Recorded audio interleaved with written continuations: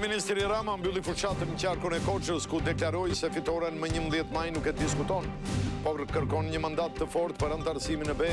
Ai sulmoi demokratin Bledion Nallbati duke thënë se opozita ka sjellë një rrugaç në kuvend.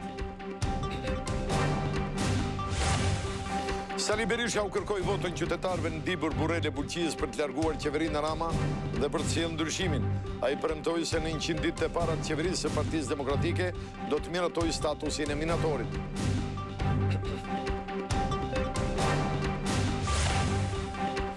Florent Çapja i ekstraduar pak ditë më parë nga Dubai do të vijojë të qëndrojë në qeli. Gjykata e posaçme e njohu me akuzat e SPAK se ai kishte porositur vrasjen e Sokol Sanxhaktarit, por Çapja i mohoi ato. 83% e veprave penale në Shqipëri rezulton të jenë kryer nga personat pa dënuar më parë. Ata janë kryesisht të rinj që kanë braktisur shkollën ose të papunë, të cilët bien më lehtë në kontakt me paligjshmërinë.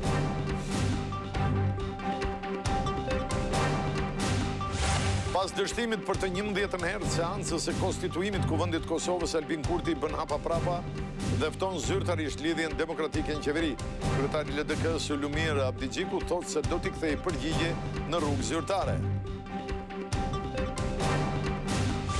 Egnatia Vllaznia është finalja për titullin kampion të superiores. Rogozhinasit nuk shkuan më shumë se një barazim pa gola me Partizanin në ndeshjen e luajtur këtë të në arenën kombëtare, por shkojnë mëtej falë renditjes gjatë kampionatit të rregullt.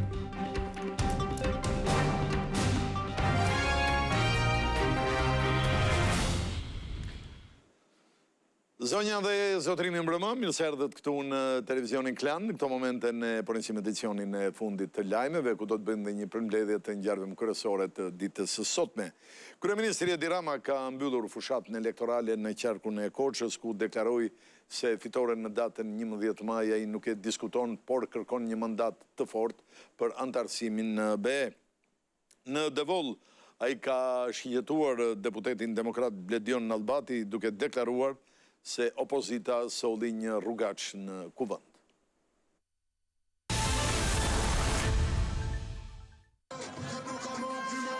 Kryeministri Edi Rama nuk e vë fare në diskutim fitoren në zgjedhjet e 11 majit, por ai kërkon që të ketë një shumicë që jep mundësinë ta çojë vendin në Bashkimin Evropian. Nga Korça, ku zhvilloi takimin përmbyllës të fushatës elektorale, ai theksoi se për këtë qëllim zgjedhjet e 11 majit kanë një rëndësi shumë të madhe. Nuk është vot për shumicën aritmetike për të krijuar një qeveri të Partisë Socialiste. Ne as nuk e diskutojmë fare.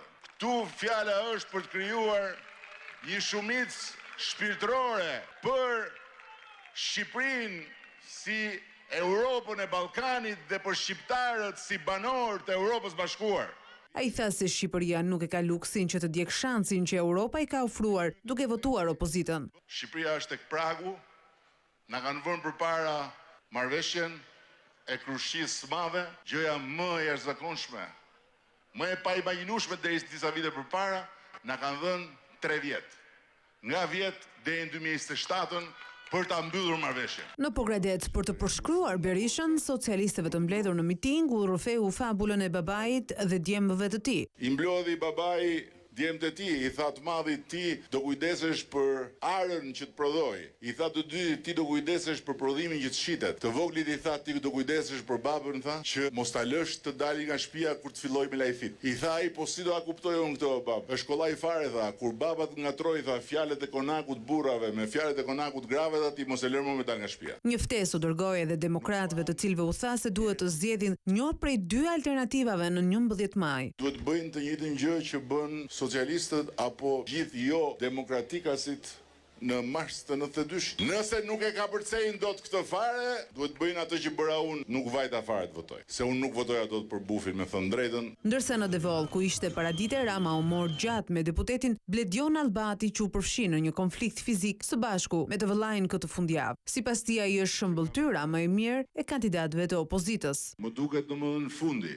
nga Dritorova Golli tek një rrugaç, fjala kokbosh dhe trangull që Dritorova e përdor, ai gjen vend komplet. Në qarkun e Korçës, Rama tha se në 12 vite janë investuar 673 milionë euro. Nga Dibra, Bureli dhe Bulqiza, ku vjoj fushatën elektorale, Sali Berisha i ftoi shqiptarët që në datën 11 maj të votojnë ndryshimin duke ndëshkuar me votë Edi Ramën. Berisha tha se do miratojnë 100 ditë të para të qeveristi statusin e minatorit. I bindur se në 11 maj ndëshkimi popullor i Edi Ramës do të nisë nga Dibra, Sali Berisha nuk humbi rast të ironizoj fushatën e kryeministrit. Edi Rama e një Dibrën si Toni Gogu Hajdin Pashën. Dhe vjen këtu një herë me ato terma banale, bajate, herën tjetër sjell Lamborghinin e Noizit. Ai nuk e din që burrat e shqyr Dibrës kanë pas atlar dhe kuaj që kushtonin sa një Lamborghini. Ai një vetëm xhepin e tij. Dijeni nga unë, ai urren të varfrit. Në Burel tha se pas mandatit të 4 të Edi Ramës, fshihet një hall i madh i kryeministrit. E don për të shtuar nga krimet e tij monstruoze që ka kryer ndaj shqiptarëve. Përpara burrave Matjan u zotua se nga kjo betejë nuk ka as pak ndërmend të rriqet. Unë jam Sali Berisha. Ai e bëri provën. Tani është radha ime.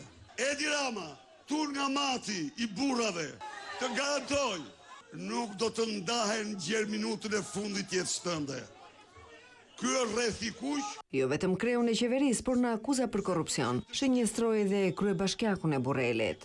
Po 5D-ja, turmatësht. Ky agron male këtu. Ky është një nga hajdutët më të mëdhenj të qeverisë vendore në Shqipëri. Ky ka një vëlla që quhet Fatos. A e dini ju që Fatosi është një hajdut i pamshiri parave të ujëselsit e Tiranës dhe tendarëve në Tiranë? Nuk ngopet agroni me ato që vjedh ju Matjanëve. Jo, si dalin. Po me Fatosi dhe Erion Velin kanë vjedhur 10 milion euro qytetarëve të Tiranës. Berisha kërkoi 100 ditë kohë për të përmbushur premtimet elektorale që synojnë rrimëkëmbjen e ekonomisë, rritjen e pagave dhe pensioneve, si dhe një reformë të thellë fiskale veçanërisht në sektorin e ndërtimit. Kanë 10 fishur taksen mbi sipërfaqen e ndërtimit. Ajo ishte 2% të kostos, e kanë kthyer në 10% të çmimit të shitjes. 3% taksa sociale, hiqet. Ndërsa në Bulqiz në një takim me minator, kryedemokrati premtoi miratimin e statusit brenda 100 ditëve të para të qeverisë së tij. Rrogë minimale 1 milion lek. Kjo do të thotë që pensionet tuaja do të jenë më të lartat në Shqipëri. Kryeministri Edi Rama ka hedhur poshtë akuzat e opozitës për manipulimet të votave të diasporës. Ajo ka bërë sot thirrje emigrantëve që jetojnë dhe punojnë në Greqi që të shfrytëzojnë mundësinë dhe të votojnë sa më parë. 6 ditë nga dita e zgjedhjeve, Greqia mbetet vendi me numrin më të ulët të fletëve të votimit të mbritura në Tiranë, pasi shqiptarët e regjistruar si votues nga jashtë kanë ushtruar të drejtën e votës. Problematika lidhet me kompaninë postare që drejtuesit e Komisionit Qendror të Zgjedhjeve thonë se është zgjedhur tashmë, megjithatë kryeministri Edi Rama e ka gjetur me vend t'ju bëjë thirrje të dedikuar emigrantëve në Greqi që të mos humbasin mundësinë për të shprehur vullnetin e tyre. Ju lutem shumë të gjithëve dhe në mënyrë të veçantë patjetër atyre që janë regjistruar për të më mbështetur mua, për të mbështetur Partinë Socialiste, të mos lënë pa votuar. Rama ju kujton se pasaporta europiane që ai premton në këto zgjedhje, më së shumti ju jep atyre mbështetje direkte për njojën e kontributeve shoqërore. Vullneti i qeverisë greke është shumë pozitiv, por duke u nisur nga eksperienca e marrëveshjes me Italinë, që u deshën vite të tëra, mund të merret në mend se sa mund të zgjasi marrëveshja me Greqinë.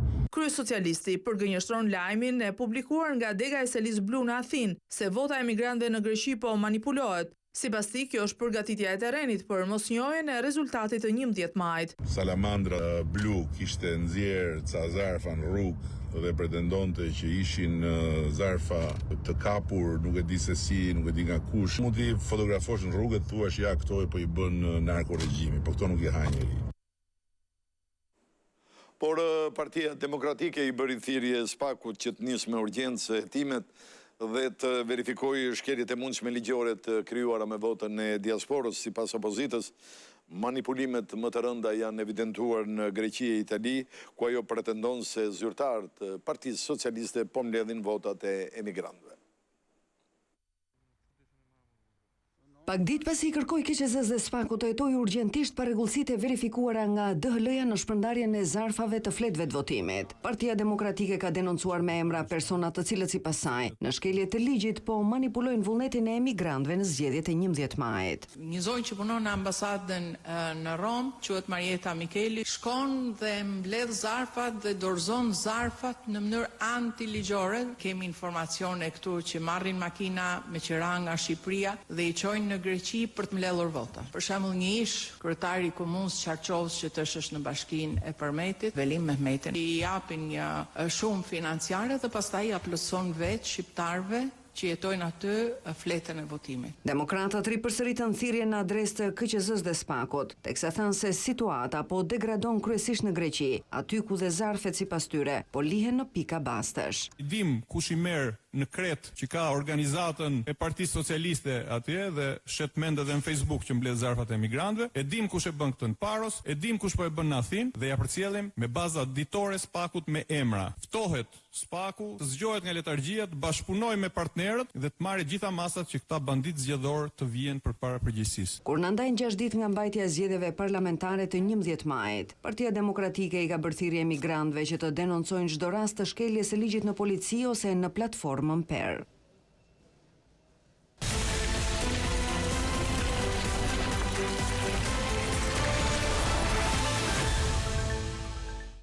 Kreu i Partisë Demokratike Sali Berisha është paraqitur sot në SPAK në përmbushje të masës sigurisë. Ai publikoi një vendim të gjykatës së Janinës që sipas tij ka dënuar me 3 muaj burg dhe 1.500 euro gjop gjyqtaren Irena Gjoka, vendim që tha se ajo e ka fshehur nga formulari i dekriminalizimit.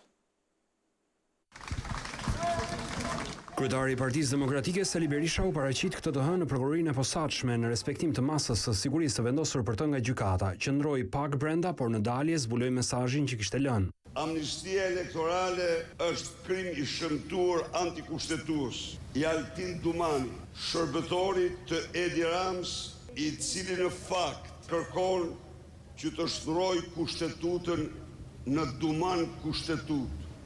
Kur? Para gazetarëve nxori edhe një dokument të gjykatës së Janinës që sipas tij ka dënuar në 2005 gjykatësen Irena Gjoka. Dokument zyrtar dhe me vull dhe me firm nga gjykata e Janinës së Greqisë, që tregon se për këto arsye e dënon të pandehur të pallur fajtore me burgim 3 muaj dhe gjob 1.500 euro si dhe shpenzimet gjyqësore për 73 euro. Falsifikim pasaporta, viza dhe është e dënuar nga kolegj penal dhe jo administrativ. Berisha tha se zbulimi i këtij dokumenti është penguar nga administrata Biden. Duhet falënderoj autoritetet greke të cilat e bën publik këtë dokument. Por duhet dënoj ndërhyrjen e bërë nga administratës Biden që ky dokument mos shifte dritën se na ja merr fytyrën reformës drejtësisë. Sipas Berishës, fshehja e këtij dënimi në formularin e dekriminalizimit nga gjyqtarja Irena Gjoka bën të pavlefshëm çdo vendim të saj. Florence Çapja i ekstraduar pak ditë më parë nga Dubai do të vijojë të qëndrojë në qeli.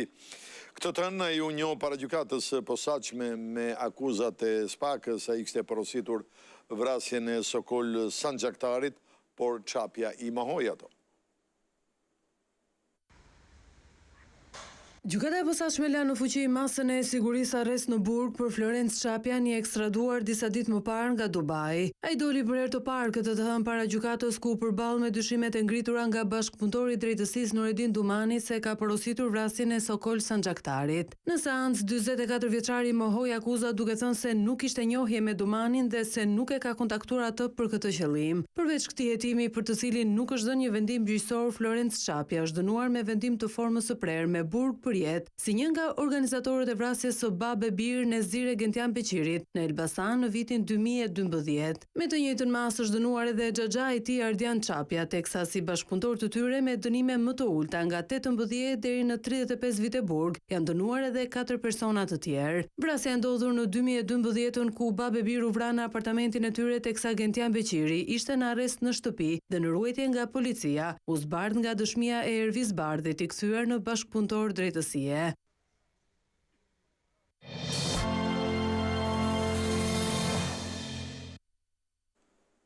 83% e veprave penale kryen nga persona të padënuar. Më parë, sociologët thonë se ata janë kryesisht të rinj që kanë braktisur shkollën dhe të papunë dhe që bien lehtë në kontakt me palishmërinë. 2024 regjistroi më pak vepra penale, por më shumë autor. Sipas të dhënave të Instat, gjatë një viti janë regjistruar 32.653 vepra penale, 3.5% më pak krahasuar me vitin 2023, por numri i autorëve të dyshuar për vepra penale arriti në 40.000, me një rritje të lehtë prej 1.4%, krahasuar me vitin paraardhës. Kemi shumë kallëzime dhe pak vepra penale të provuara. Kjo lidhet drejt për drejt me numrin e gjyqtarëve dhe të prokurorëve që gjykojnë çështje. Ajo që shihet me shqetësim është fakti se në 83% të veprave penale, autorët janë persona të përfshirë për herë të parë në ngjarje të tilla. Lidhet edhe me mungesën e autoritetit prindëror, që mund të ketë nisur që herët. Ata janë të rinj që kanë braktisur, kryesisht arsimin e detyrueshëm, ato 9 vjeçar, që nuk janë as në punë as në shkollë. Personat të cilët janë përfshirë në vepra penale të lehta, pothuajse në masën 50% bëhen ripërsëritës për veprat e tjera, ndërsa personat të cilët janë ripërsëritës në vepra penale të rënda, numri i tyre është rreth 30%. Teksa shumica janë për vjedhje, po vihet re një tendencë rritëse e të rinjve të përfshirë në krime kibernetike dhe ato seksuale online. Veprat penale në fushën e narkotikëve, veprat penale në fushën e krimit kibernetik, mashtrimet kompjuterike, falsifikimet kompjuterike. Dhe një element i ri është përfshirja në krime seksuale kibernetike. Autorët e ngjarjeve kriminale në afro 94% të rasteve janë meshkuj dhe grup mosha me përfshirë është ajo 30-44 vjeç, me 36% të rasteve.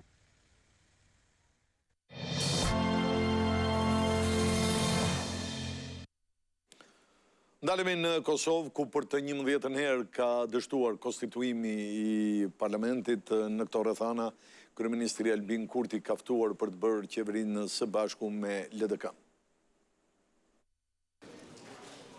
Në kohën kur dështoi përpjekja 11 për konstituimin e Kuvendit të Kosovës, kreu i lëvizjes vetëvendosje Albin Kurti i është drejtuar me një letër kreut të Lidhjes Demokratike të Kosovës, ku ka shprehur interesimin për një koalicion qeverisës me këtë parti. Ne sigurisht që kemi dallime në bindje politike dhe në politikat qeverisëse, por koalicionet bëhen pikërisht nëpërmjet atyre që kanë dallime duke vendosur të drejtat dhe nevojat e shtetit dhe të qytetarëve si prioritet. Në letër Kurti ka shprehur bindjen se votuesit e të dyja partive preferojnë një koalicion të tillë.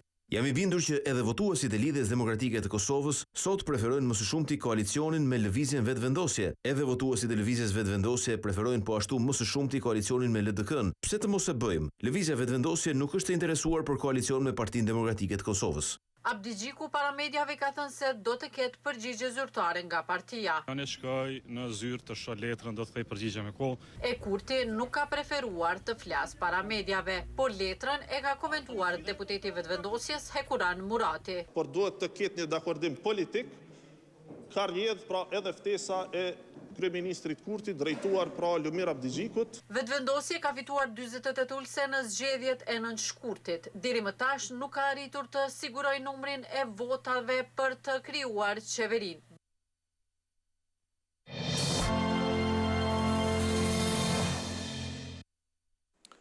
Një incident ka ndodhur gjatë një aktiviteti në nderim të ditës së shlirimit të Holandës në Waningen, ku të pranishëm ishin kryeministri holandez Dick Schoof dhe homologu i tij polak Donald Tusk.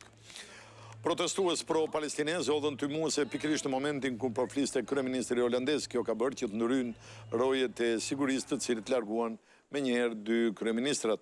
Rreth 300 persona protestuan kundër luftës së vazhdueshme izraelite në Gaza, ndërsa qyteti shënonte 80 vjetorin e shtirimit të Holandës. Policia bëri të ditur se ka arrestuar 5 protestues. Këtu përfunduam këtë edicion lajmesh, zonja dhe zotrinj, ju falenderit për vëmendjen. Natë.